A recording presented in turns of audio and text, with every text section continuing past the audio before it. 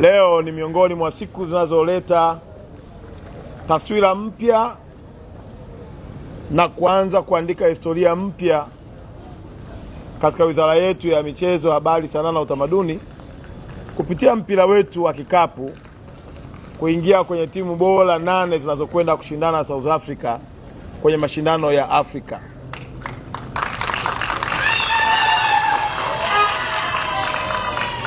Nimefuatilia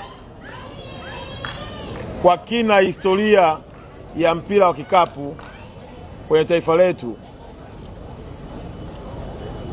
Ni ukweli pasipokuwa na shaka, Dasite mmepata heshima ya kuandika historia ya taifa letu la Tanzania kwa mara ya kwanza tangu mashindano haya yaanzishwe duniani,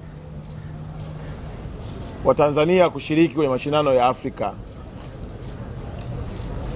Historia hii mnayoiandika inaenda kuleta chachu na kuongeza hamasa kwa vijana wengi kwa kuona mchezo wa kikapu au mpira wa basketball si tena mchezo wa watoto wa matajiri tu, si tena mchezo wa watu kujiburudisha na kujinufaisha, bali ni mchezo unaojenga uchumi na kubadilisha taswira za familia zetu kwa watu wenye vipaji. Nendeni mkijua ya kwamba Tanzania inawadai ushindi, inawadai rekodi njema, inawadai historia itakayobeba vizazi vinavyokuja.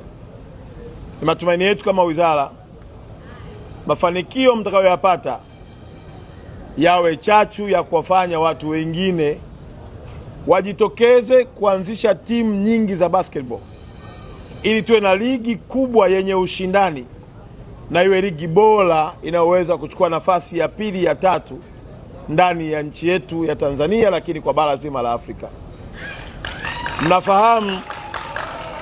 Mnafahamu mchango wa Simba na Yanga kwenye mashindano ya African Championship. Na nyinyi tunaomba, kama ambavyo Simba na Yanga walifungua milango, tukaona Namungo, tukaona KMC, tukaiona Azam, tukaona na timu zingine zimeingia kwenye mashindano ya Afrika, naombe na nyinyi Dasite mkafungue milango ya kusababisha Tanzania tuwe na timu zaidi ya moja zitakazokwenda kwenye mashindano ya Afrika. Tumeanza kuongea na wafadhili ili kuifanya timu yetu iwe na ushindani, lakini na mazingira mazuri ya timu zetu kufanya vizuri. Nao furaha kwamba CRDB imekubali kuwa mfadhili wenu mkuu kwenye ligi ya hapa ndani, kuanzia pale ambapo rais wetu atakapopata nafasi ya kukutana nao.